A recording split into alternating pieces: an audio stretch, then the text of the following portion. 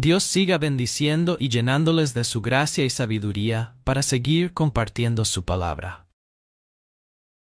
A todos los que escuchan estas enseñanzas del pastor José Manuel Sierra, por favor, oremos, pidámosle a Dios que nos envíe más hombres como él. La mies es mucha, y los obreros son pocos. Estoy en Colombia, y les pido oración por este país. Sé que nadie lee era esto, pero que Dios te bendiga y te libre del coronavirus y proteja a toda tu familia y amigos.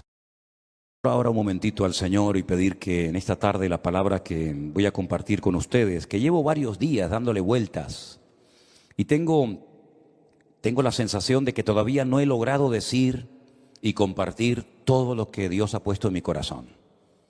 A veces dicen, un secreto profesional, que el día más triste o más bonito para un pastor no es el domingo, sino el lunes.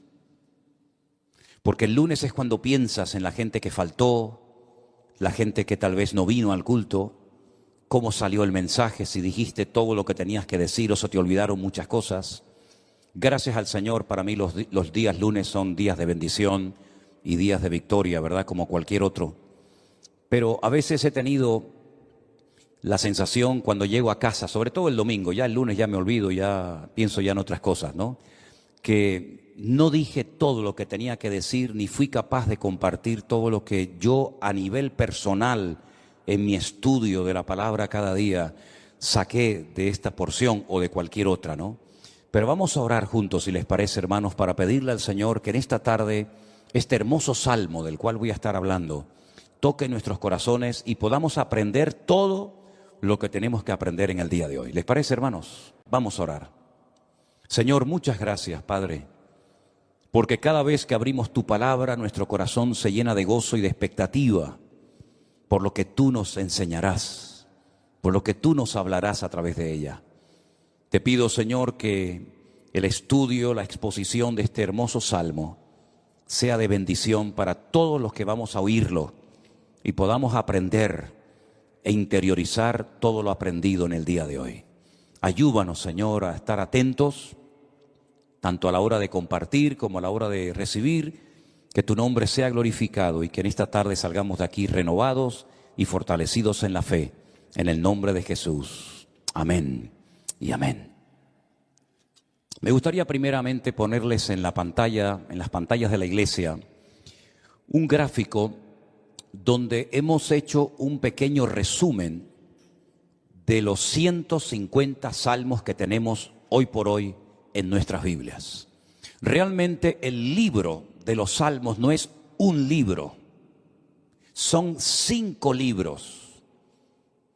Y esos 5 libros se llaman en su idioma original Teilín. Y yo ya he dicho muchas veces que todo lo que termina en in es masculino plural. Teilín significa alabanzas. Teilá es alabanza, Teilín es alabanzas. Este es el libro de alabanzas, el himnario, el libro de canciones del pueblo de Israel, que hasta el día de hoy se siguen cantando muchos de estos salmos. Por eso es muy hermoso leerlos a menudo y memorizarlos y enseñarlos a nuestros hijos, enseñarlos a los que nos rodean, porque traen mucha bendición a nuestra vida. Hay salmos para todos los gustos. Hay salmos 100% mesiánicos, es decir, salmos que apuntan a la vida del Señor Jesucristo. Por ejemplo, un salmo que describe los sufrimientos de Cristo en la cruz, el 22. Hay salmos que son oraciones, por ejemplo, el 90, el Salmo 90, que por cierto mi suegra Esperanza se lo sabe de memoria, con la edad que tiene, es una oración que hizo Moisés. Y esa oración de Moisés la tenemos en la Biblia, ¿verdad? Señor, tú has sido nuestro refugio de generación en generación, antes que los montes nacieran y fueran formados la tierra, ¿verdad? Ese es el Salmo 90. Tenemos el más extenso, el capítulo más extenso de la Biblia, el 119, el que todos ustedes ya saben de memoria, ¿verdad? El más pequeñito, el 117, que es la letra de una antigua canción que cuando yo me convertí se cantaba mucho esa alabanza, pero ya como que se ha olvidado. Alabad al Señor, naciones todas, pueblos todos, alabadle, alabadle, bendecid su nombre, ¿verdad? Tenemos el famoso Salmo 133. Inema tobu manaín shebedajin gam yahad. Mirad cuán bueno y cuán delicioso es habitar los hermanos juntos en armonía. Tenemos salmos proféticos, salmos que son quejidos, lamentos, ¿verdad? Tenemos la oración de los ancianos, la petición, el salmo de los ancianos, el salmo de las personas que ya han pasado a otra etapa de la vida. Es un salmo precioso también. Pero todos esos salmos se fueron recopilando a lo largo de la historia en diferentes periodos. Y ahí les he puesto un gráfico en las pantallas de la iglesia para que ustedes vean el proceso que experimentaron los salmos hasta poder recopilar los 150 y tenerlos en nuestras Biblias. Por ejemplo, los primeros 41 salmos, del 1 al 41, se recopilaron, no significa que se escribieron, pero que se recopilaron en la época del rey David. Porque hay algunos de esos salmos que son antes de la época del rey David. Por ejemplo, el que le cité a continuación, el 90, que es de la época de Moisés. Pero esos 41 primeros salmos se recopilaron, se reunieron y posteriormente se añadieron al libro de los salmos en la época del rey David.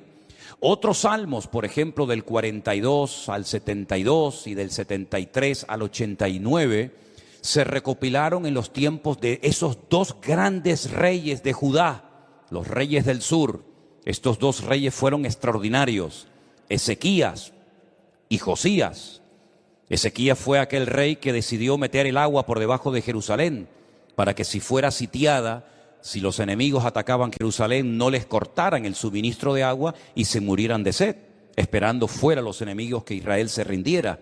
Todavía ese túnel subterráneo, esos túneles, mejor dicho, porque son varios, que llevan el agua por debajo de Jerusalén, todavía hoy en día se pueden visitar. Son los túneles que conectan la antigua ciudad de Jerusalén con el famoso estanque de Siloé. Y uno de ellos todavía recoge agua de lluvia y se puede pasar por él, incluso mojándose, el otro no. Y el rey Josías fue un rey muy utilizado, un hombre, un instrumento tremendo en las manos del Señor. Fue aquel rey que, cuando le dijeron hemos descubierto el libro de la Torá, el libro de la ley en el templo que estaba abandonado, hace una serie de reformas extraordinarias que hacía muchísimo tiempo que Israel las necesitaba. Luego tenemos, por ejemplo, del Salmo 90 al Salmo 106 y también del 107 al último, al 150, tenemos esos salmos que se recopilaron en el tiempo de Esdras, el sacerdote, y de Nehemías, aquel copero, ¿se acuerdan? Que vivían en el palacio del rey y que es el instrumento que Dios utiliza para la restauración física, la restauración de los muros y también del templo de Jerusalén. Y Esdras fue el instrumento para la restauración espiritual del pueblo.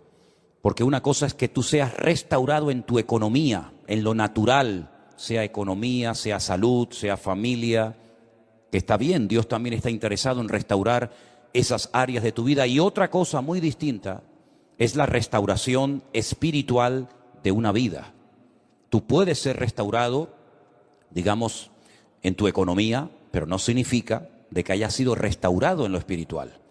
Y si quieren ver un ejemplo claro de lo que estoy diciendo, vayan por ejemplo al famoso libro de Ezequiel, en el capítulo 37, cuando el Señor le dice a Ezequiel, ven que te voy a enseñar algo, y lo lleva al cementerio más antiguo del mundo, que está al este de Jerusalén, en el Monte de los Olivos, cementerio que tiene más de 3000 años, que se puede visitar hoy en día, que se conoce. Bueno, el nombre que le dan los judíos hoy en día es el Bet Hayim, que es la casa de los vivos, pero realmente era el valle de los huesos secos, porque es un valle lleno de huesos, un valle lleno de muertos. Y el Señor, estando él en Babilonia, le muestra ese valle, ese cementerio, y le dicen, ¿tú crees que estos huesos vivirán? ¿Tú crees que volverán a la vida estos huesos secos en gran manera, que en algunos casos hay años y años que están ahí enterrados? Y el profeta Ezequiel le dice al Señor, yo no sé, Señor, lo que va a pasar con estos huesos, con estos muertos. Y el Señor le dice, predícales, profetízales a los huesos. Y dice que mientras les predicaba, comenzaron a levantarse esos huesos y se formaron cuerpos humanos, seres humanos, con piel, con tendones, con miembros, con cuerpos, pero dice que eran como muertos vivientes, les faltaba el espíritu, no se movían, estaban ahí quietos como zombies. Y el Señor les dice, les falta el espíritu, profetiza, habla para que el espíritu entre en ellos. Y al final del capítulo 37, el Señor le explica al profeta Ezequiel lo que significa esa visión y le dice, esta es la casa de Israel.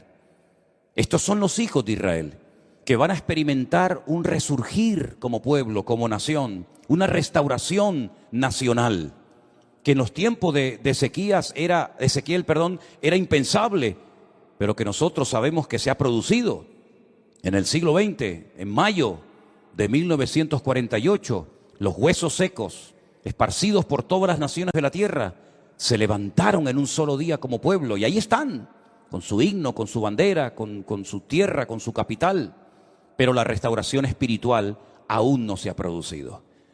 Todavía falta la restauración más importante del pueblo de Israel, y es la restauración espiritual que se va a producir cuando ellos reconozcan a Yeshua HaMashiach como el verdadero Mesías, Mesías que traspasaron, Mesías que rechazaron, pero que verán algún día que era el verdadero Mesías.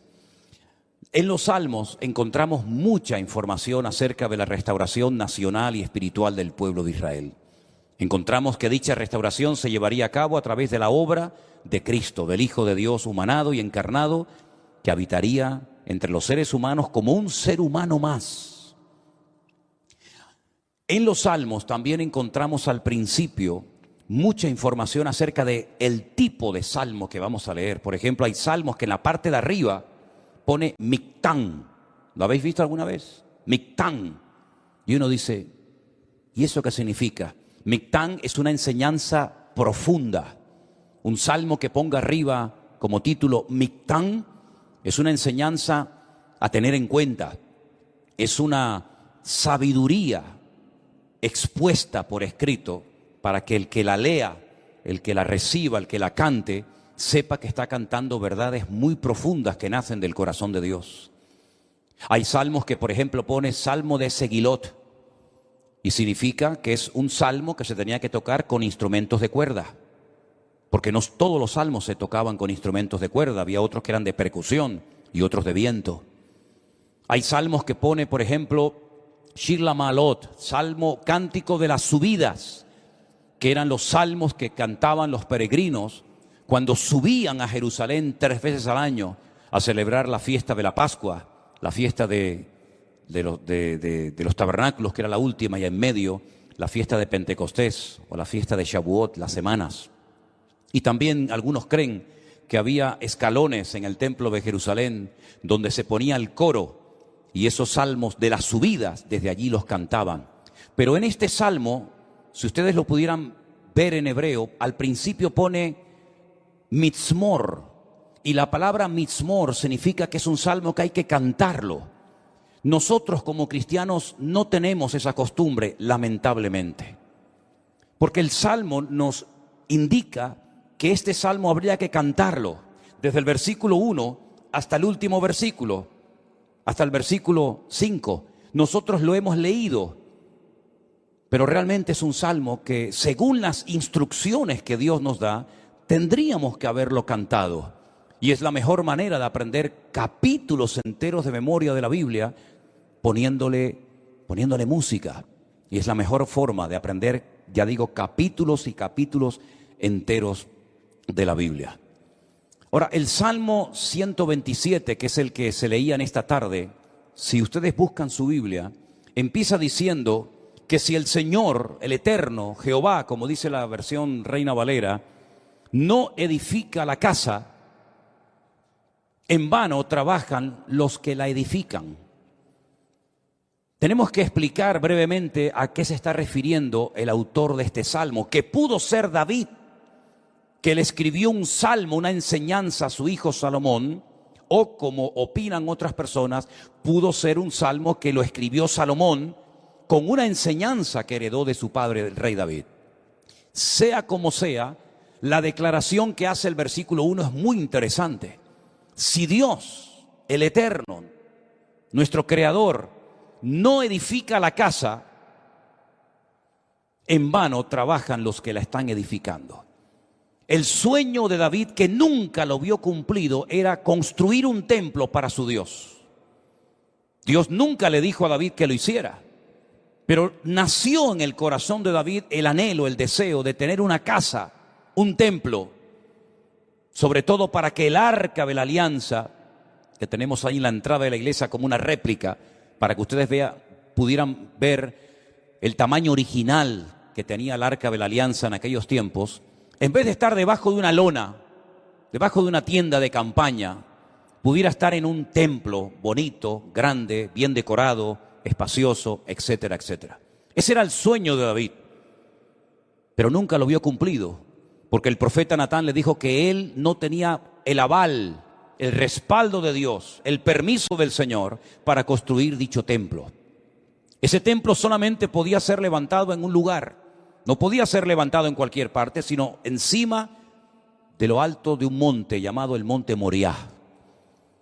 Es una palabra compuesta, el lugar donde Dios me enseña. Moriah viene de maestro, Moré, Morá, Morim, Morot, y Yad es el diminutivo del nombre de Dios. El monte donde Dios es mi maestro, el monte donde Dios me enseña y me instruye, ¿verdad? En ese monte vivía un señor llamado Arauna, que era un jebuseo, los antiguos habitantes de Jerusalén.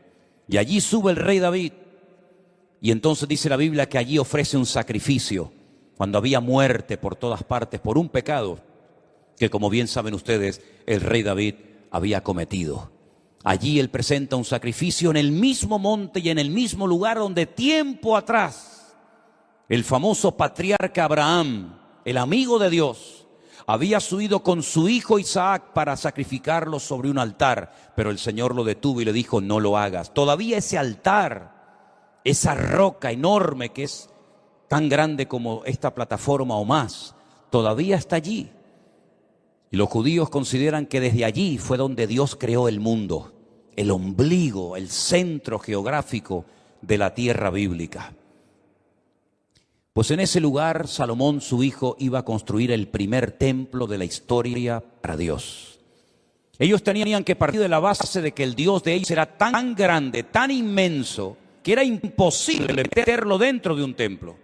Era totalmente imposible meter a Dios, limitar a Dios dentro de un cubículo, dentro de un edificio, porque ya el Señor le había dicho a David que el cielo es su trono y la tierra es el estrado de sus pies. ¿Qué templo me van a hacer ustedes para mí?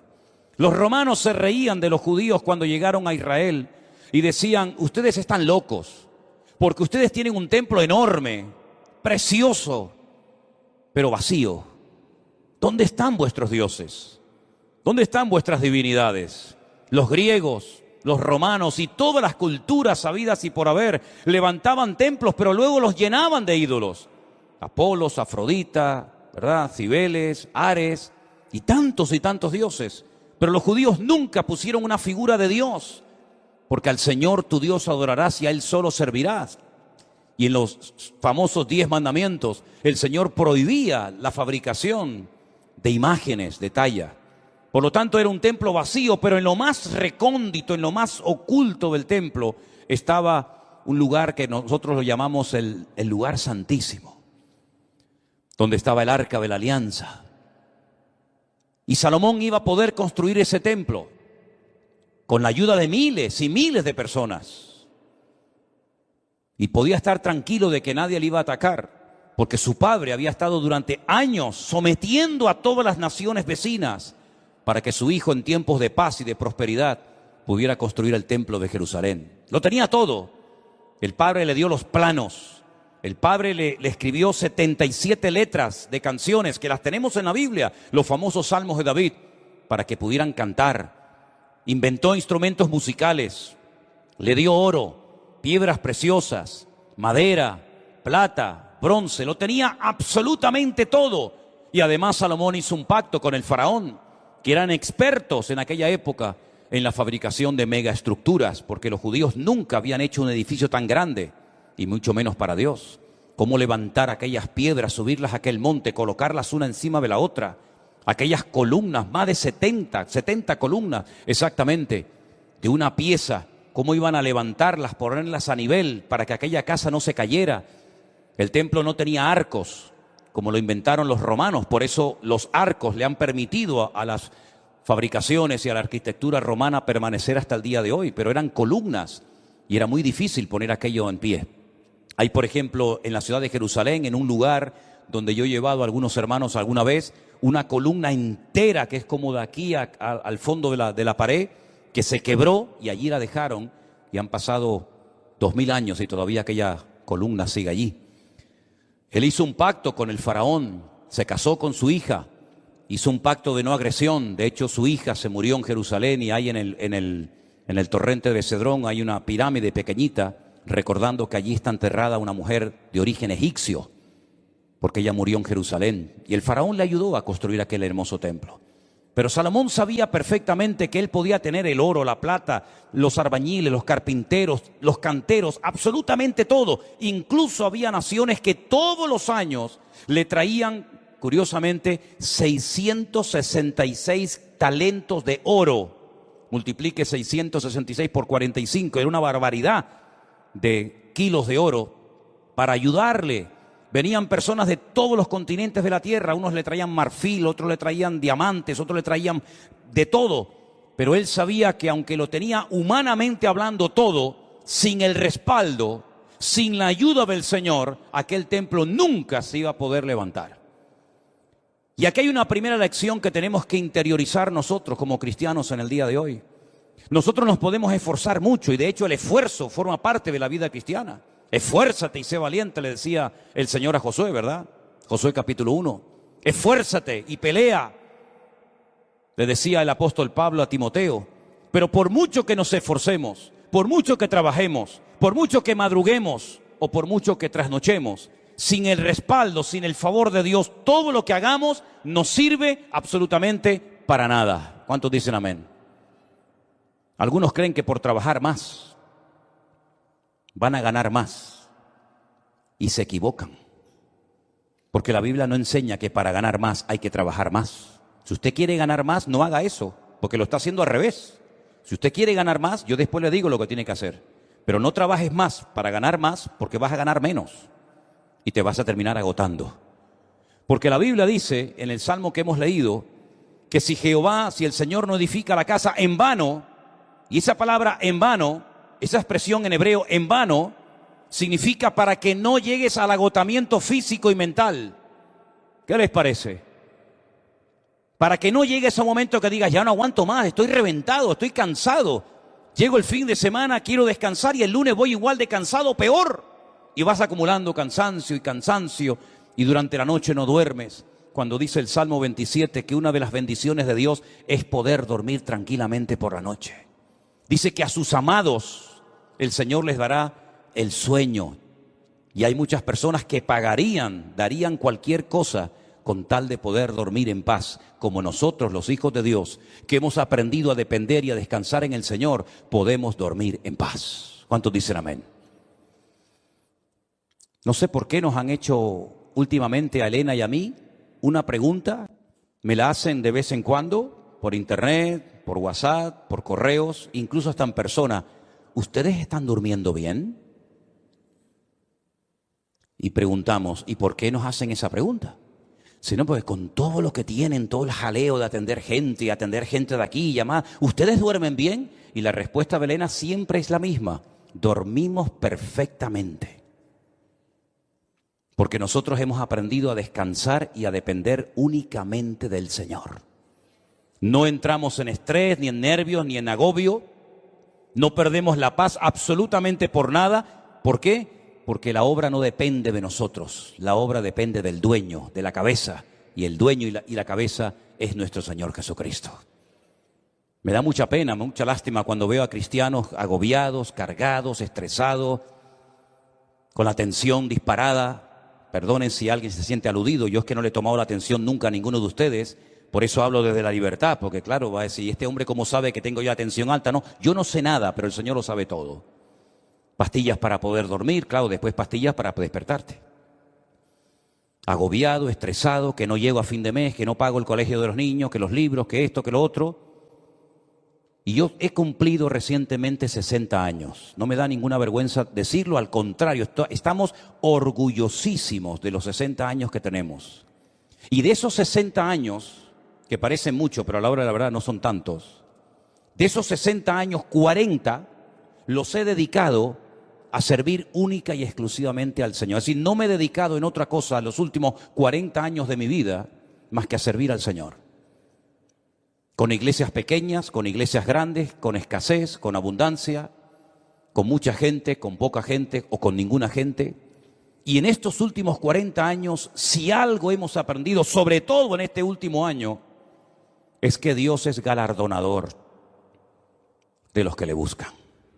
Y cuando más difícil estaba todo, y cuando humanamente hablando era imposible que esto siguiera adelante, el Señor sin manos nos dio una cachetada de amor, mostrándonos y enseñándonos que Él es el que edifica su casa y su obra, y no nosotros.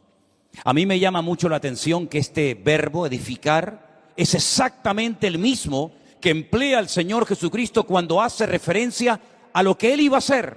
Edificaré mi iglesia. Su padre en Génesis capítulo 1 nunca empleó el verbo baná o boné, que es construir, sino el verbo bará, que se parece, pero no tiene nada que ver una cosa con otra. Bará es un verbo que solamente aparece en la obra creadora de Dios. Cuando dice la Biblia que en el principio creó, ese verbo creó es bará y significa crear de la nada. Este púlpito está hecho de un material llamado metacrilato. Lo mandamos a hacer hace 20 años. El que lo hizo, porque este no se ha perdido ningún culto desde que estamos aquí, Este ha estado todos los cultos, todas las reuniones de jóvenes, todos los cultos de jueves, todos los cultos de domingo. Este que está aquí, o esto que está aquí, ha estado siempre aquí. Pero el que lo hizo, no lo creó, lo hizo utilizando una materia prima, metacrilato. Y el púlpito que tenemos en la iglesia del Puerto de la Cruz es de madera. Y alguien lo hizo, no lo creó, utilizando la materia prima de la madera. Pero el verbo bará en Génesis capítulo 1 es crear de la nada. ¿Y cómo Dios creó sin utilizar materia prima? Sin utilizar tierra, sin utilizar piedra, sin utilizar madera, con el poder de su palabra. Dijo Dios, sea la luz, y fue la luz. Y dijo Dios, y todo lo que Dios decía se materializaba por el poder de su palabra. Pero curiosamente el Hijo, cuando viene a este mundo hace 2000 años, Él no dijo, crearé mi iglesia de la nada. No dijo eso, sino dijo, edificaré. Y si juntamos, y tenéis memoria para recordar esto, el Salmo 127 dice Salomón, si Dios no edifica esta casa, en vano estamos trabajando nosotros aquí. Estamos perdiendo el tiempo, nos estamos desgastando, vamos a llegar a la extenuación, al agotamiento, si Dios no respalda esta obra. Porque Él sabía que esa obra no dependía de sus obreros, de su sabiduría, que era mucha y la tenía, de su dinero, que era mucho y lo tenía. Él sabía que aquella casa no era una casa particular, no era una sinagoga, no era un colegio, era la casa de Dios. Y la casa de Dios solamente se podía utilizar esa palabra, esa expresión para hacer referencia al templo. Yo sé que hay gente que dice, hermanos, bienvenidos a la casa de Dios. Está mal dicho eso. Porque esto no es la casa de Dios. Esto es un local donde se reúne la iglesia, pero esto no es la casa de Dios. Dios no vive aquí. Si esto fuera la casa de Dios, yo no me voy de aquí ni a palos. ¿Cómo me voy a ir de aquí si mi Dios vive aquí? ¿A dónde me voy a ir? Nos tendríamos que venir a vivir aquí. Pero esta no es la casa de Dios. Pero en aquellos tiempos, cuando Salomón dice, si Jehová no edificare la casa, ¿a qué casa se refería? A la casa de Dios.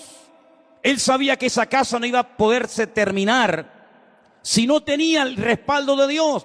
Por eso el Señor Jesucristo pudo decir, yo edificaré mi iglesia. Porque Él dijo, todo lo que hago y todo lo que digo, lo hago porque mi Padre me da autorización y me apoya para hacer y decir lo que hago. Por eso la iglesia ha permanecido en estos últimos 2000 años con persecuciones, con todo tipo de regímenes políticos, con falsas doctrinas, con divisiones, etcétera, etcétera. ¿Por qué? Porque el que la está fabricando no es el hombre, el que la está construyendo es el Señor Jesucristo. Y nosotros somos piedras vivas en ese edificio, pero la piedra angular la que soporta todo el peso, es nuestro Señor Jesucristo. La piedra que desecharon los edificadores ha venido a ser la cabeza del ángulo. Bendito sea Dios. Piná, Rosh Piná. Eso es, Rosh Piná. Hay un pueblo en Israel muy bonito que se llama Rosh Piná, que significa la cabeza del ángulo. Pero este salmo, ¿sabes? Te da una calma, te da una paz impresionante, porque no tienes que estar dependiendo de tu esfuerzo personal, sino del respaldo de Dios. Y yo le hacía esta mañana a los hermanos del Puerto de la Cruz 2 preguntas que se las voy a hacer ahora a ustedes. ¿Dios está respaldando lo que estás haciendo? Piensa bien, ¿eh? Todos no vamos a ser pastores, todos no van a ser predicadores, evidentemente. Pero todos y cada uno de ustedes, de nosotros, nos dedicaremos en la vida a algo. Pero mi pregunta es, ¿a eso a lo que hoy por hoy te estás dedicando, tú notas en tu vida el favor de Dios, el respaldo de Dios? Si la respuesta es sí, yo siento que en mi profesión, en mi carrera, en mis estudios, en mi trabajo, yo siento y noto que el respaldo, que la bendición de Dios está conmigo. Gloria a Dios, no sabes cuánto me alegro, hermano. Pero si la respuesta es no, entonces ¿por qué lo estás haciendo? Si sabes que Dios no te ha mandado a hacer lo que estás haciendo, ¿cómo te atreves a hacerlo? Porque la segunda pregunta que les iba a hacer es, ¿por qué estás haciendo lo que estás haciendo? ¿Para ganar un sueldo? Es decir, ¿tú sabes que no estás haciendo lo que Dios quiere? Esa no es la voluntad perfecta de Dios para tu vida, pero igualmente lo haces porque a final de mes un señor te pone un sobre con un dinero para poder cubrir tus necesidades. Así es como tú te has montado tu vida cristiana. ¿Te ves haciendo lo que estás haciendo tus próximos 10 años, 20 años de tu vida? ¿Ese es el futuro de tu vida? ¿Dedicarte a lo que estás haciendo? Si es la voluntad de Dios, gloria a Dios, sigue adelante. Pero como la vida es tan corta y cuando te des cuenta pasó, ¿cómo hay creyentes que se han dedicado toda la vida a hacer lo que saben que no era la voluntad de Dios perfecta para ellos, pero al fin y al cabo lo hacían para al final de mes recibir un sobrecito con un hueso que te daba un señor que le sobraba de todo, que a veces no te pagaba lo que tú merecías por haber trabajado tanto, pero dependías de él hasta para poder poner un poco de gasolina a tu coche o hacer una compra en un supermercado? Para eso murió el Hijo de Dios en una cruz, para que viviéramos como la gente del mundo, sin marcar una diferencia y sin demostrarle al mundo que Dios nos enseñó a nosotros en su palabra un estilo de vida diferente. Yo te voy a confesar algo que probablemente es la primera vez en mi vida que voy a decir en público. Yo no sé si en algún momento, en alguna iglesia, en alguna predicación, desde los 19 años que estoy sirviendo al Señor, yo he dicho alguna vez esto que voy a decir ahora. Esto sería como dicen en televisión, esto es una primicia. ¿Tú sabes cuál era la preocupación, la gran pregunta que yo tenía en el tercer año de escuela bíblica, de seminario, cuando yo estaba a punto de salir? ¿Sabes cuál era mi pregunta? ¿De qué voy a vivir? Porque yo no quería volver a la casa de mis padres. Porque yo le había dicho a mi padre que el Señor me había llamado. Y cuando él me preguntaba ¿de qué vas a vivir? No había iglesias por ninguna parte. Hoy en día hay iglesias por todas partes. Pero en aquellos años, hace 40 años, no había iglesias prácticamente por ninguna parte. Eran contadas con los dedos de una mano las iglesias que, por ejemplo, había en Tenerife. Muchas de las iglesias que ustedes conocen o han visitado, o a lo mejor han estado, no existían. Las iglesias eran de 10, 15 personas, había muy poca gente, un culto de jóvenes con 5, 6 jóvenes, era un avivamiento. No había prácticamente nada y la pregunta que yo tenía en aquellos años era, ¿de qué voy a vivir? Porque no quiero volver otra vez a vivir en la casa de mis padres, porque sería entonces darle la razón al viejo de que me equivoqué y al fin y al cabo tengo que volver a vivir con ellos hasta para poder comprarme un par de zapatos. Pero casi la última semana de estudiar en aquella escuela bíblica en Las Palmas, en un piso allí cerca de las playas de las canteras, llegó un misionero, como eso ya les he contado en otras ocasiones, y me pidió que viniera aquí a Tenerife a echarle una mano en la obra. Y desde ese día, el 31 de mayo me gradué. Mayo tiene... Desde el 1 de junio de 1981. ¿Qué día es hoy? ¿Cuál? 31 de octubre, fíjate. Desde el 1 de junio de 1981 hasta el 31 de octubre del 2021, yo no he hecho otra cosa en mi vida más que servir al Señor. Me pude casar, pudimos viajar, hemos fundado iglesias en algunos lugares y estamos disfrutando de la obra del Señor como nunca jamás en la vida habíamos soñado. Sabemos lo que es estar sentado en una cama con una libreta, con una calculadora, sacando los gastos del mes y diciendo, no llegamos, no llegamos, no llegamos. Pero también sabemos lo que es, el Señor es mi pastor y nada me faltará. Hemos aprendido a vivir en escasez como no te imaginas. Y hemos aprendido a vivir en abundancia, hemos aprendido a dormir en cualquier lugar, porque el Señor nos ha mostrado de que cuando una persona es capaz de hacer un mínimo gesto por el Señor respalda y bendice la vida de esa persona. Y tengo un temor tremendo en mi corazón por toda la manera como el Señor nos está bendiciendo y abriendo puertas en todas partes. Porque sabemos perfectamente que no es por nuestros méritos, no es por nuestros méritos. Quiero decirles que cuando muchos de ustedes vinieron a esta iglesia, nosotros ya hacía años que estábamos aquí. Hacía años que estábamos en este lugar. Y el Señor ha ido edificando poco a poco su obra.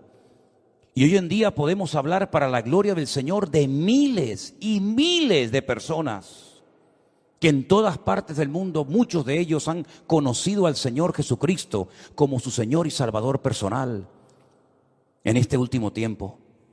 Anoche tenía una reunión por Zoom con todos los hombres de la iglesia virtual del grupo número 2, gente con más de 80 años, dándole gracias al Señor porque en la recta final de su vida, como ellos mismos decían, han conocido el Evangelio del Señor Jesucristo y tienen un hambre por conocer más y más de la palabra que a mí realmente me deja sorprendido todo lo que el Señor está haciendo.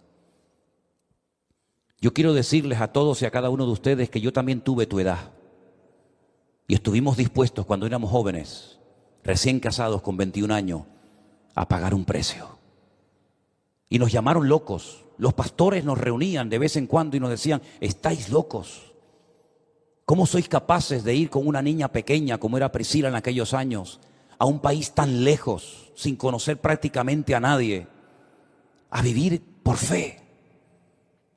Pero cuando el Señor edifica su obra y cuando el Señor respalda su obra, no hay impedimento que pueda frenar la vida de un hijo y de una hija de Dios. Y yo quiero desafiarte a que tú pierdas el miedo, porque si de algo a mí me ha servido el Salmo 127 es a perder el miedo. Si Anderson, que está conectado al liderazgo y a los coordinadores de la iglesia virtual número 1, les hablara acerca de lo que cuesta, del presupuesto enorme que cuesta el hacer todas las actividades, nos quedaríamos con la boca abierta. Pero el Señor ha suplido de una forma increíble, porque el Señor es galardonador de los que le buscan y cuando Él edifica la casa, no hay nada ni nadie que la pueda detener. Fíjate que en el Salmo 121, si te das cuenta, habla de la casa de Dios, es decir, lo principal, la obra de Dios, nada ni nadie la va a detener. Pero en segundo lugar, habla de la ciudad.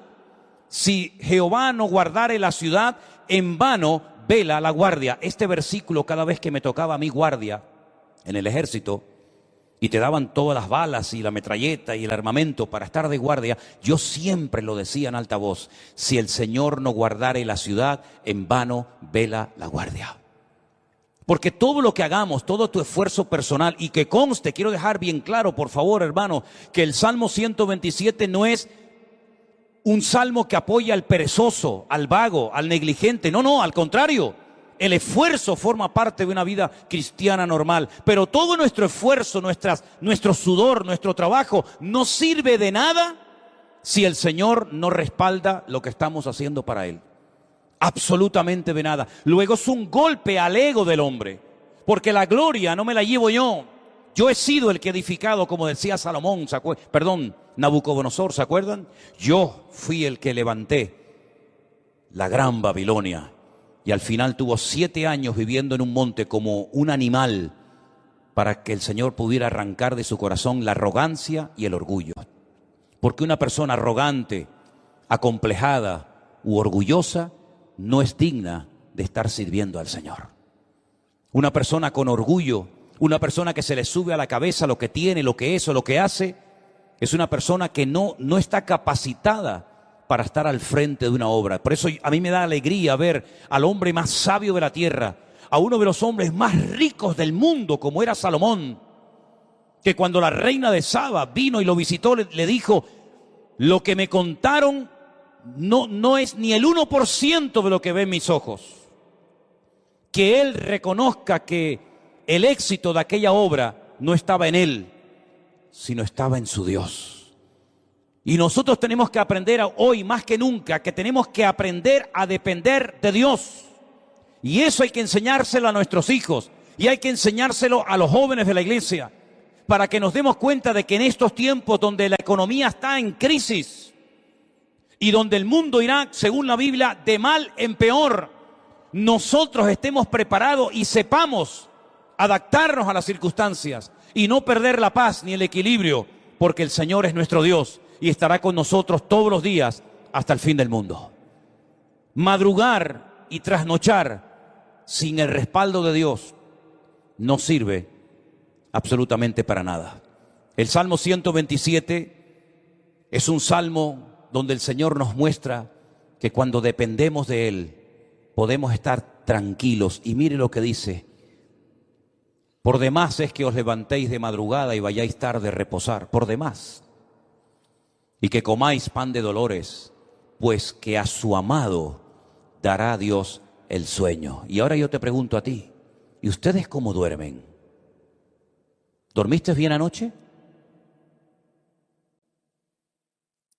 ¿O estabas dando vueltas y vueltas y vueltas en tu cama sin poder conciliar el sueño? Una de las señales de que nuestra alma está alineada con Dios es que nuestro cuerpo y nuestra mente puede descansar tranquilamente durante la noche. Una mente atormentada sin la paz de Cristo, sin tener esa comunión con el Señor, es imposible que tu cerebro pueda descansar durante la noche y dormir tranquilo, sabiendo en quién has confiado. Fíjate lo inútil que es rodearse de cosas o de personas para que te protejan y para que te ayuden, cuando no está el Señor controlando tu vida, tu economía, tu matrimonio, tu ministerio, tu iglesia, etcétera, etcétera. Por mucha gente que te rodee, por muchos amigos que tengas, por mucha economía que tengas, no sirve absolutamente de nada. Y te voy a poner un ejemplo tremendamente gráfico para que veas lo inútil que es rodearse de personas creyendo y confiando en ellos en vez de confiar y descansar en las promesas del Señor. ¿Os acordáis de Saúl? ¿Sabéis quién era Saúl? Sí, ¿verdad? El primer rey de Israel. Estaba obsesionado con matar al rey David, o con el joven David. El rey en aquella época dormía en el centro del campamento. Se hacían círculos concéntricos de soldados alrededor del rey, de tal manera que si saltabas uno de esos círculos de protección, automáticamente en el segundo caías. Es como en las cárceles. ¿Veis que hay como un muro alambrado que si logras saltarlo, te encuentras a continuación otro y te quedas entre muro y muro, ¿verdad? En muchos bancos en la península, aquí en Canarias no se ve, pero en muchos bancos en la península tocas un timbre, te abren una puerta, entras, se cierra detrás de ti y la otra no se abre hasta que se cierre la anterior, para que así te quedes entre una y otra. El rey Saúl dormía rodeado de centenares de soldados y de su guardia personal en el centro del campamento. David una noche bajó de las montañas y atravesó el primer círculo, el segundo, el tercero y hasta el mismo lugar donde estaba el rey Saúl dormido. Cogió la lanza del rey Saúl, subió a lo alto de una montaña y cuando estaba lejos comenzó a gritar: Abner, Abner, ¿qué haces? ¿Qué forma de proteger al rey es esa?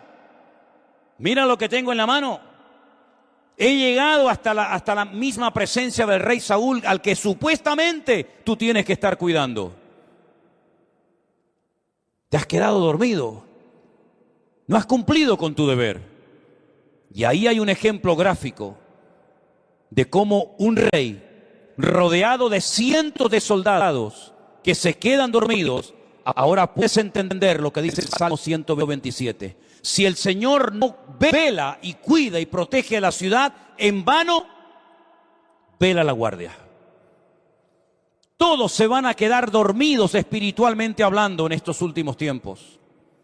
Los políticos se van a quedar dormidos y no van a saber discernir el mundo espiritual.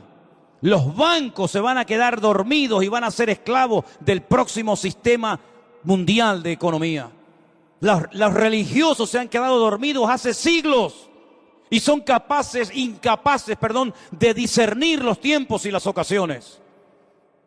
Y la iglesia no puede entrar en ese juego. Por eso dice el apóstol Pablo: es tiempo de despertarnos del sueño. Despiértate tú que duermes y te alumbrará Cristo.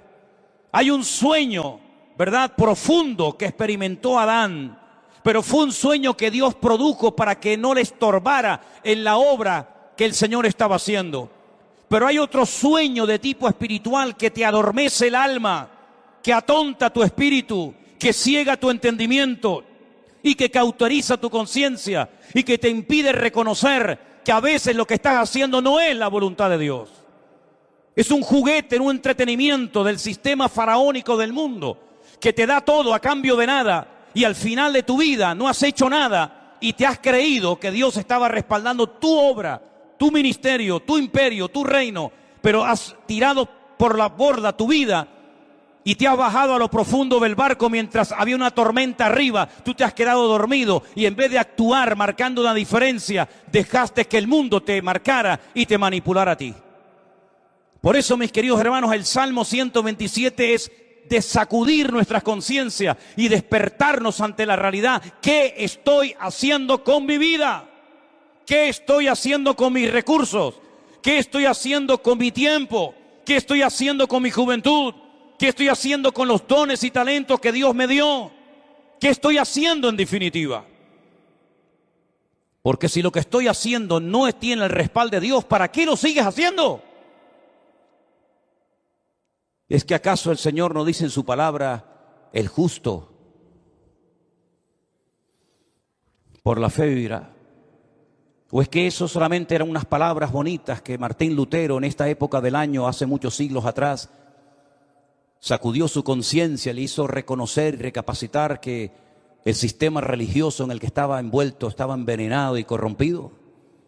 Son unas palabras bonitas de un profeta del Antiguo Testamento que sí, quedaron muy bien, pero que hoy en día no tienen ningún efecto. Eso funciona, es realmente así, eso es real. ¿Funcionan las promesas de Dios? Te pregunto, hermano. ¿Funcionan sí o no las promesas de Dios en tu vida? ¿Te fías de Dios?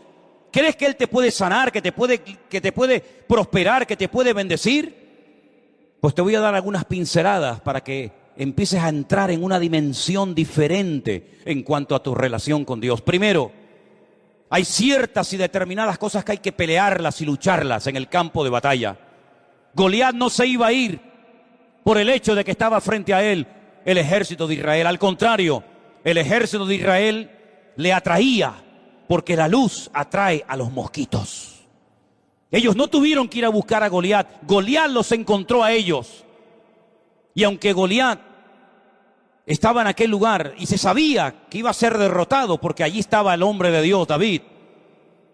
Para Goliat era un atractivo estar en aquel lugar, como es un atractivo para muchos el conquistar a tus hijos, o romper tu matrimonio, o derrotar tu ministerio. ¿Por qué? Porque tú tienes luz, tú proyectas luz. Hay una gracia de Dios, hay algo de Dios en tu vida que al enemigo lo atrae. No tienes que buscarlo, él te va a encontrar. La luz atrae a los mosquitos. Si no, vete al campo y enciende una luz para que veas cómo enseguida vienen los bichos. Y si nosotros verdaderamente somos luz, vamos a atraer a ciertas y determinadas cosas. Y por eso la Biblia dice que hay que pelear. ¿Pero pelear qué? La buena batalla. Porque hay batallas que no las pelees porque vas a morir. Como Jonatán se fue a pelear una batalla que no tenía que haber ido nunca y murió. Pero Pablo dice, yo he peleado la buena batalla. ¿Estás peleando la buena o la mala batalla? Porque la buena te dará la corona de vida, la recompensa del Eterno. Pero la mala te quitará la vida, tu familia, tu esposa, tus hijos, y perderás el galardón de Dios. Hay bendiciones que vienen por pelearlas. La tierra está delante de vosotros, pero ahí están los filisteos, los amorreos, los cananeos, los jebuseos, los amonitas, los moabitas. Ir y pelear contra ellos. Y tuvieron que pelear y jugarse la vida, y derramar sangre, y tener heridas y cicatrices en el cuerpo para conquistar la tierra. Porque hay ciertas y determinadas bendiciones, claro, tú tienes que saber cuáles, que tienes que conseguirlas peleando la buena batalla en el nombre del Señor. Pero hay otros milagros que no vienen por pelear, sino simplemente por decir gracias por esta situación que estoy atravesando en mi vida. Cuidado, no solamente es una palabra mágica, gracias y ya viene el milagro, no. Es una actitud, es una edificación interior de tu alma producida por la obra del Espíritu Santo en ti. Y cuando tu corazón no tiene quejas ni dudas, porque puedes decir yo sé en quién he creído, eres capaz de llegar a un cementerio en un ambiente de derrota y de pesimismo, cuando incluso los familiares del difunto te echan en cara, si hubieras estado aquí mi hermano no estaría muerto, como diciendo tú eres el culpable, si tú hubieras estado aquí mi hermano estaría vivo. Y cuando te ponen todo tipo de impedimentos y de trabas diciendo no, deja las cosas como están, porque si movemos la piedra va a salir un olor terrible, hace 4 días que ese hombre está ahí enterrado y esto va a ser terrible. Cuando tú tienes un corazón moldeado por la mano del eterno Dios, tú eres capaz de ante la muerte decir, Padre, yo te doy gracias porque sé que tú siempre me oyes. Y se produjo un milagro sin ayuno, sin oración, sin reprender demonios, sin gritos, sin shows ni espectáculos, sino simplemente con una expresión de gratitud y de dependencia del Padre. Yo sé que tú siempre me oyes, Lázaro, sal fuera. Y se produjo un milagro tremendo, uno de los milagros más espectaculares de Cristo, simplemente por expresar gratitud en medio de la muerte y del dolor. Y el segundo gran milagro de Cristo, un milagro que consistió en multiplicar cosas. En este caso no fue transformar elementos como agua o vino, sino crear cosas, multiplicar panes y peces de una forma incontable, en pleno desierto, donde no había recursos materiales para poder cubrir la necesidad de tantas miles y miles de personas. Cuando sus propios discípulos, y tendrás esta experiencia en tu vida, te lo aseguro, hermanos que te llegarán y te van a decir, pero con ese sueldo ¿a dónde vas? Y con ese cochecito ¿qué haces? Y con esa motito ¿qué haces? Y tus propios hermanos te tratarán de limitarte lo que tienes, como diciendo, pero lo que tienes no vale para nada. Cuando incluso uno se le acercó al Señor y le dijo, ni 300 denarios que tuviéramos, que no los tenemos por cierto, pero si los tuviéramos, tampoco servirían para dar de comer a estas multitudes. El Señor toma lo poco y le enseña a los discípulos que en el peor momento de sus vidas, cuando acaban de recibir la orden, el desafío de darles vosotros de comer, aprendan a atender a la gente. Pero si no tenemos ni para nosotros. Sí, pero es que hay un principio. Cuando te descentralizas de ti mismo y te centras en Dios y en los demás, el aceite nunca faltará. Nunca faltará.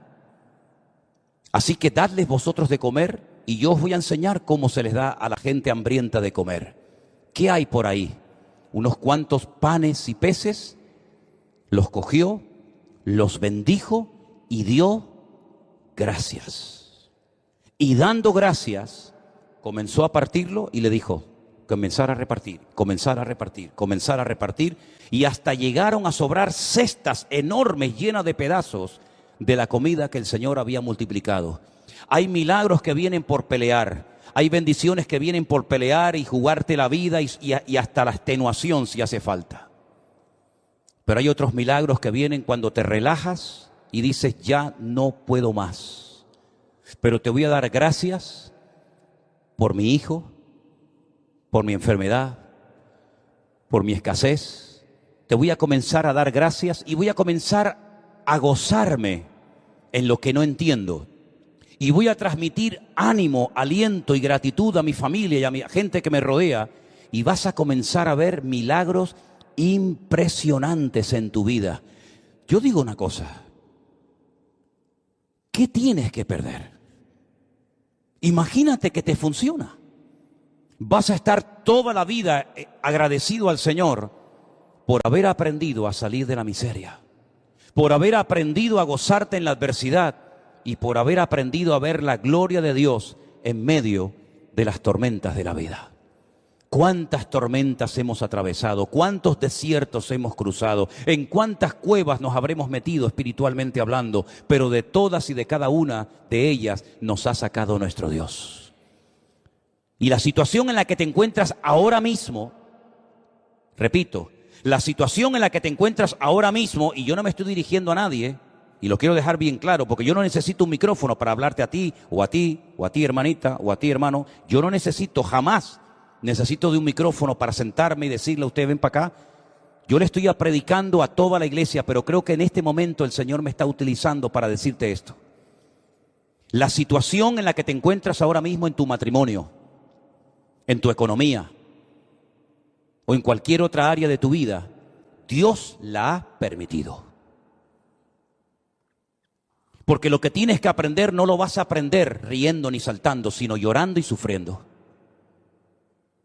Porque lo que se aprende llorando no se olvida nunca. Lo que se aprende en el dolor y en el sufrimiento no se olvida jamás en la vida. Por eso hay dolores que son una bendición. Y por eso el Señor ha permitido que todos y cada uno de nosotros, con sus respectivas circunstancias, hayamos llegado a un punto en nuestra vida, con la edad que tienes, con la familia que tienes, con los hijos que tienes o no tienes, para que aquí le preguntes hoy al Señor, Señor, cuento con tu favor cuando mañana vaya a la calle a buscarme la vida en mi trabajo. Si eso es lo que Dios tiene planeado para ti, adelante, hermano, sal como un león, no como una gallina. Sal como un león, contento, triunfante. Sal de tu Getsemaní con el corazón recién quebrantado y roto, pero sal de tu Getsemaní diciendo, el Señor está conmigo como poderoso gigante. Pero no se te ocurra salir de tu desierto, no se te ocurra salir de tu Getsemaní sin la bendición y el respaldo de Dios, porque entonces habrás perdido tiempo, habrás perdido recursos y no habrás conseguido absolutamente nada. Déjate de lloriquear y pórtate como un hombre. Déjate de lloriqueos absurdos y ridículos y de levantar pena y compasión. Lo que tienes que meterte es en tu huerto de Getsemaní y aprender a derramar tu alma delante del Señor. Y no se te ocurra salir de ahí hasta que le hayas dicho, no se haga mi voluntad, sino la tuya. Porque hasta ahora lo que hemos querido es que se hiciera nuestra voluntad, pero Dios el año pasado nos paró los pies a todos y nos dijo, a partir de ahora, lo que se va a hacer en mi casa y en mi iglesia es mi voluntad. Porque lo que yo quiero edificar, lo quiero edificar a mi manera, con mi estilo, con mi forma, y no con la forma y el estilo que me marcan ustedes. Vamos a dejarnos moldear, vamos a dejarnos tratar, vamos a dejarnos edificar por el Señor, porque si el Señor nos respalda y nos apoya, seremos la gente más feliz y dichosa del mundo. Pero si el Señor en lo que hagas no te respalda, serás la persona más desdichada de esta tierra. Pregúntate a ti mismo en esta tarde, ¿por qué estoy haciendo lo que hago? ¿Por qué digo lo que digo? ¿Por qué predico lo que predico? ¿Por qué hago lo que estoy haciendo? ¿No será que a veces hemos entrado en un sistema, en una rutina, en una mecánica y no nos paramos en silencio delante del Señor a preguntarle, Señor, ¿qué quieres hacer con mi vida? Si tú te atreves a hacerle esta pregunta sinceramente al Señor, te puedes llevar muchas sorpresas agradables. Pero tienes que ser valiente, porque este mensaje no va dirigido a cobardes. Los cobardes, este mensaje les da miedo. Los cobardes se enfadan, porque el enfado es la careta del cobarde. El enfado es el disfraz que utiliza la persona que en lo más profundo de su corazón tiene una inseguridad tremenda y no aprende a depender del Señor. Pero nosotros hoy estamos a cara descubierta ante la presencia de nuestro Dios y Él quiere hacer un milagro y un cambio en tu vida, pero deja que el Señor haga lo que quiera con tu vida. ¿Cuántos dicen amén? Cierra tus ojos ahí.